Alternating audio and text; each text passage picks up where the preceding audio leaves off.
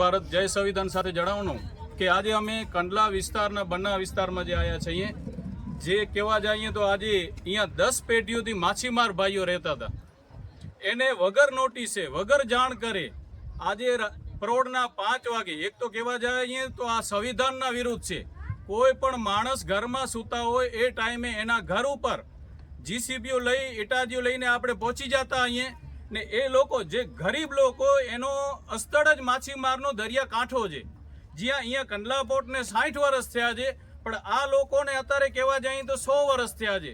એ 100 વર્ષથી અહીંયા રહેતા માછીમાર ભાઈઓને હસ્તાંતર કરવા માટે કોઈ જગ્યા આપવા વગર, કોઈ એ લોકોને નોટિસ કે જાણ કર્યા વગર પોલીસના મોટા કાફલાથી એક આપણે કહેવા જઈએ કે મોટો બંદોબસ્ત છે, એક માણસમાં એક ભયનો જે માહોલ બને કે પબ્લિક સાથે કોઈ પણ એ અધિકારીઓ વાતચીત કરવા પણ તૈયાર નહોતા. ડાયરેક્ટલી તમે જોઈ શકો છો એનો માલ સામાન અંદર પડ્યો છે. એવી પરિસ્થિતિમાં એ લોકોના ઘર વખરીને તોડી નાખવામાં આવ્યું છે. હકીકત કહેવા જઈએ તો શું આ સંવિધાનિક, આ કોઈ કાયદો છે? આ કોઈ લડત છે તમારી કે તમે એક નોટિસ આપો, 2 નોટિસ આપો, 3 નોટિસ આપો, ત્યારબાદ એની કાર્યવાહી થાય? તે પણ અહીંયા દબાણ કહેવા જતા હોય તો કોઈ પણ પાકા બાંધકામ નથી કે એને દબાણ કહેવા જાય. અહીંયા કોઈ બિઝનેસ કરવામાં નથી આવતો. જ્યારે કંડલા પોર્ટના 1.5 લાખ એકડ જમીન છે, મારા સૂચન પ્રમાણે, મારી અભિપ્રાય પ્રમાણે, મારા જાણ પ્રમાણે એની આજુબાજુ જે જમીન છે એના ઉપર લગભગ 50,000 એકડ જમીન ઉપર દબાણ છે. તો એ દબાણ શાખાના કંડલા પોર્ટના અધિકારીઓને કેમ એ નથી દેખાતો? ફક્ત ને ફક્ત આ ગરીબ માણસોના જે ફક્ત અહીંયા પોતે ઝૂંપડા બનાવીને બેઠા છે એ એને દબાણ દેખાઈ રહ્યા છે. આ તમે સાહેબ કેના ઇશારે કામ કરી રહ્યા છો? કોઈ કંપનીઓ વાળાને ઇશારે કામ કરી રહ્યા છો કે એની ટેબલ નીચેથી પૈસા લઈને આના નીચે કામ કરી રહ્યા છો?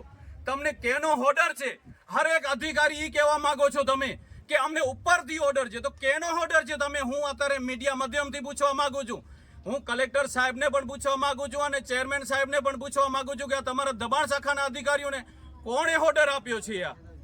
આ જો કે હકીકતી આવી રીતે બુલડોઝર ચલાવી ને ગરીબ લોકોના જો અગર એવી રીતે ઝૂંપડા ફગાડવામાં આવતા હશે તો આવનારા દિવસોમાં સાહેબ તમારા સામે હાઈકોર્ટની તો લડત થશે જ.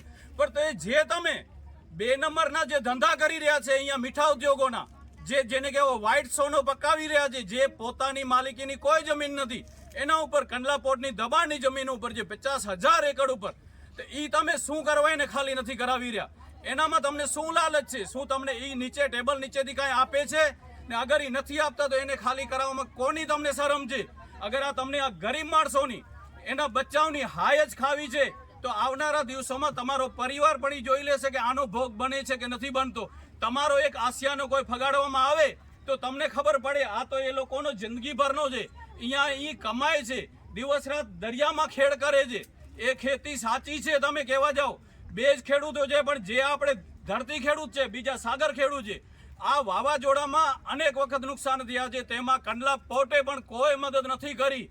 CSR ફંડનો ઉચ્ચ અધિકારીઓ સુધી એ ફંડનો ઉપયોગ થાય છે, દિલ્હી સુધી થાય છે, મુંબઈ સુધી થાય છે, ગુજરાત સુધી થાય છે, પણ અહીંયા જે બેઠા છે મચ્છીમારો એ લોકોને 1 રૂપિયાનો પણ કોઈ ફંડ આપવામાં નથી આવતો ને ઉપરથી એ લોકોના મકાન પાડી દેવામાં આવે છે.